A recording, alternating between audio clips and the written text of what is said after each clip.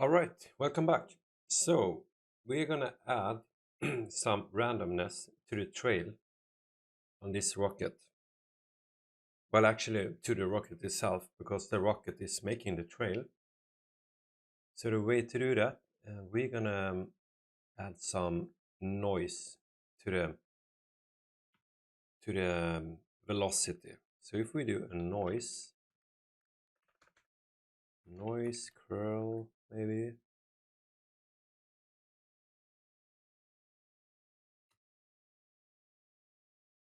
and we're gonna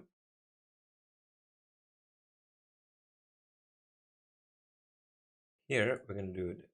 This is the base velocity, and this is the start up velocity, like this, start velocity. And we're gonna add some noise in between those. Before they lerp here, we're gonna add some noise into it.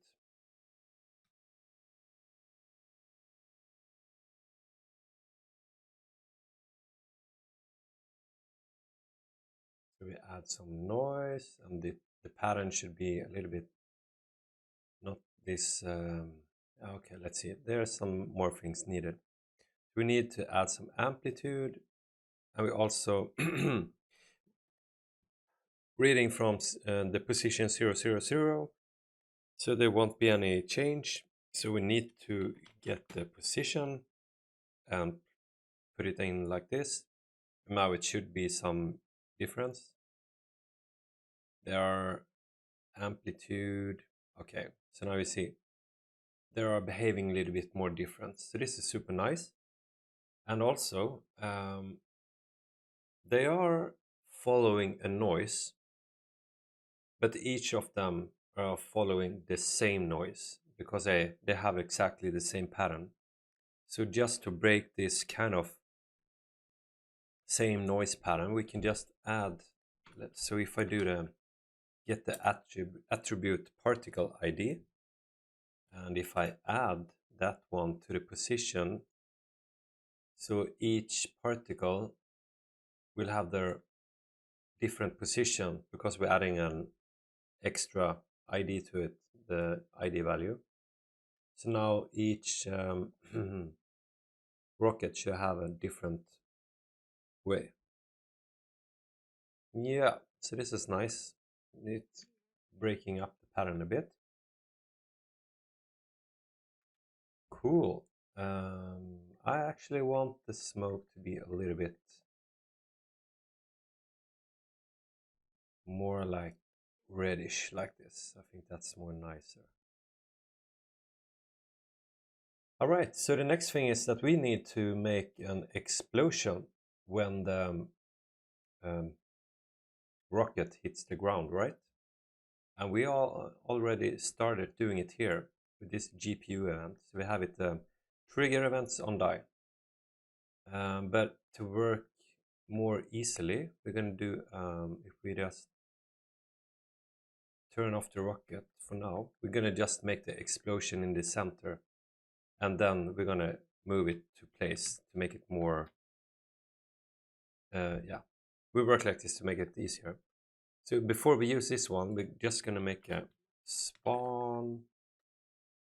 We're going to do spawn. For now, we're going to use this constant spawn rate. Initialize particle, update, Hdrp mesh, lit mesh.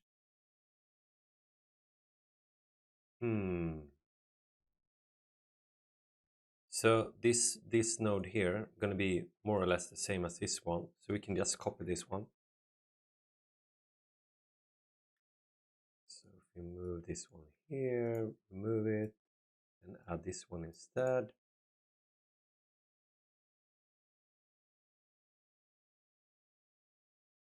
Just make a safe backup if anything happens. All right. So I want this explosion to be a little bit different.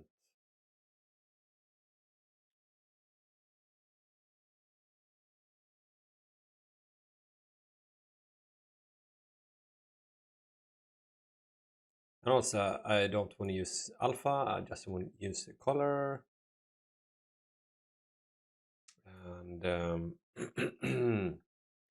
so it's a tiny, tiny, tiny, tiny ball here, a lot of them. So we're gonna, it's actually making 10 of them. But because we're not killing them, there is no more that's popping up. So we need to put a lifetime first. Lifetime, add set lifetime. Whoops, wrong one. So first we're gonna do, well, actually just set size first because they are really tiny. So I have the size and set position. We add position now. Set lifetime. Actually, I'm gonna change it to create block set lifetime random. That's what we want, right? So we want it to be have different lifetimes. Now they won't disappear because they will eventually die, so new ones pops out. So let's see what we got. So what we want is we want the velocity range, the velocity to go upwards like in an explosion. So we add that. So we're gonna do set velocity random, but also per component, not uniform.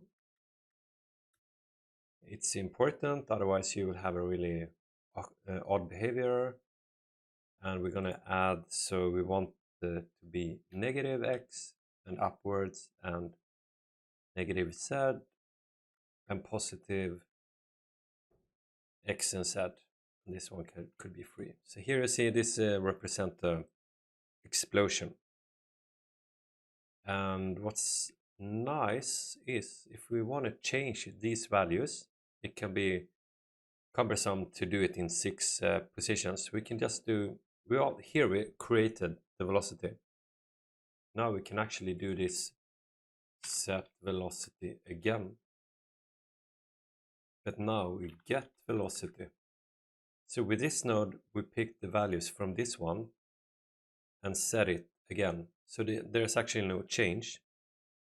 But the good thing now is if we do add a multiplier like this,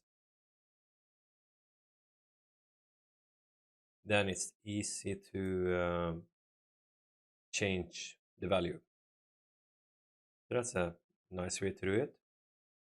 So we're missing gravity.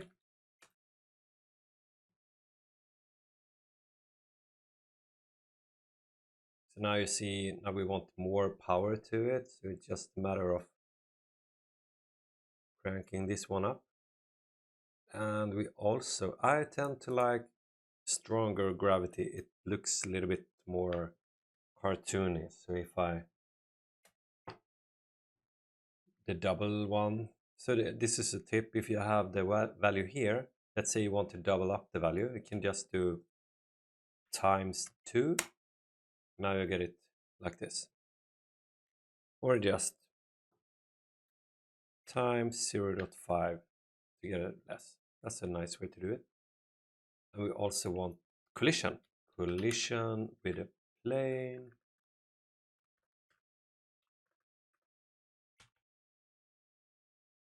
So here we got the plane collision. And we want,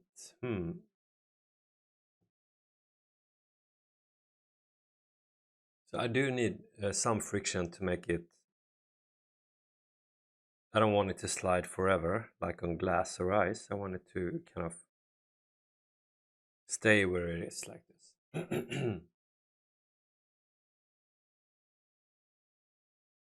And also I tend to like to add some drag to make it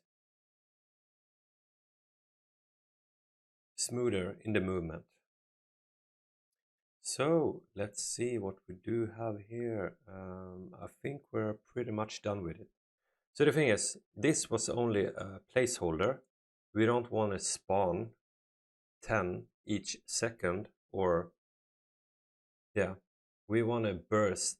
And the way we do this, well, we could do like this. So if we add a burst, and we remove this one, and let's do the count like 100, like this, and restart it.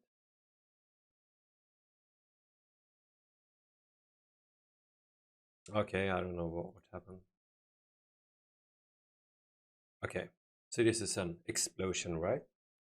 But instead of using this, we're just gonna use the GPU event here. And because we have set position 000, it will spawn always here. But the same way we did with this trail, we're gonna set the position with the get position from the source. And the source is this way here. So we're gonna do get position, we're gonna do the source, set position, and now the explosion should be where it dies. So let's say we want 100 particles and have some room here. I think it is like this is own particle systems, right? And if, let's say, if I have 10 rockets exploding, or they pass the event die, then 10 rockets will have the count of 100. So that will be 1000 particles need to fit the capacity of this system. So that's why I put this number so high.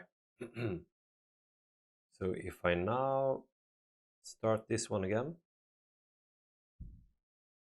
let's see, bam, and here you got it. So let's see. And you see the noise is a little bit strong here, so we're gonna fix that one. And it's just a matter of changing the amplitude. Also, we could have frequency. If we do it like this, it's gonna be more jittery. And if we change it lower, it's gonna be much bigger noise like this. But if we change the amplitude, the strength, then it's just gonna be a little bit smaller offsets.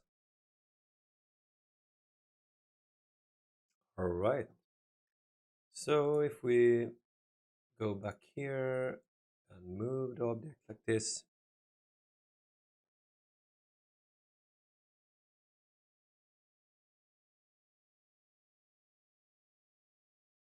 so you see actually when they add the target, they actually don't aim in front of the sphere, and that gives the result they often hit a little bit behind. Of course, you could add the calculation to add a little bit further the movement of the sphere. You could do that, but that would be in another tutorial. So this is how this works.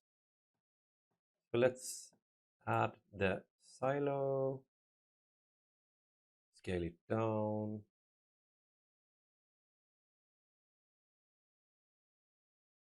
and we add the material to it.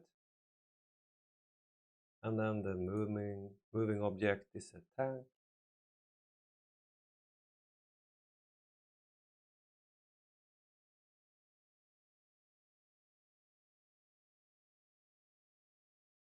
We also add the,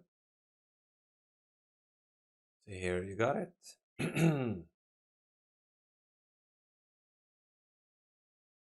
All right, I really hope you enjoyed it.